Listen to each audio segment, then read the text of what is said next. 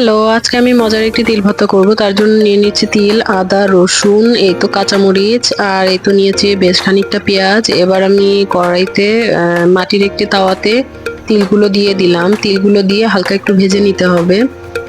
তিলগুলো ভাজা হয়ে গেলে এই তো আমি তিলগুলো নামিয়ে নিচ্ছি। তিলগুলো নামিয়ে নিয়ে এবার আমি কড়াইতে তেল দিয়ে দিচ্ছি পর্যাপ্ত পরিমাণে। তেলের মধ্যে পেঁয়াজ, কাঁচামরিচ, আদা, রসুন সব দিয়ে দিচ্ছি। আদা রসুন দেওয়া হয়ে গেলে এবার ভালো করে ভেজে নিচ্ছি। একটু নরম করে ভেজে নিতে হবে। আদা রসুন সিদ্ধ হয়ে গেলে তারপরে এই তো ভাজা শেষ, নামিয়ে নিচ্ছি। এবার আমি প্রথমে ব্লেন্ডারে জারে তিলগুলো দিয়ে দিচ্ছি। তিলগুলো দিয়ে দেওয়া হয়ে গেলে এবার এর মধ্যে আমি যে পেঁয়াজ ভেজে রেখেছিলাম, পেঁয়াজ, রসুন, আদা সব দিয়ে দিয়েছি। দিয়ে 1 চামচ লবণ দিয়ে দিয়েছি। 1 চামচ লবণ দিয়ে ভালো করে ব্লেন্ড করে নিচ্ছি। তো তিলগুলো ব্লেন্ড হয়ে গিয়েছে। একটু ভালো করে চামচ দিয়ে নেড়ে চেড়ে ব্লেন্ড করে নিতে হবে, তাহলে স্মুথ ব্লেন্ড হবে। এ তো আমার ব্লেন্ড করা হয়ে গেছে। আপনারা এভাবে তিল ভর্তা ট্রাই করবেন। সবাই ভালো থাকবেন।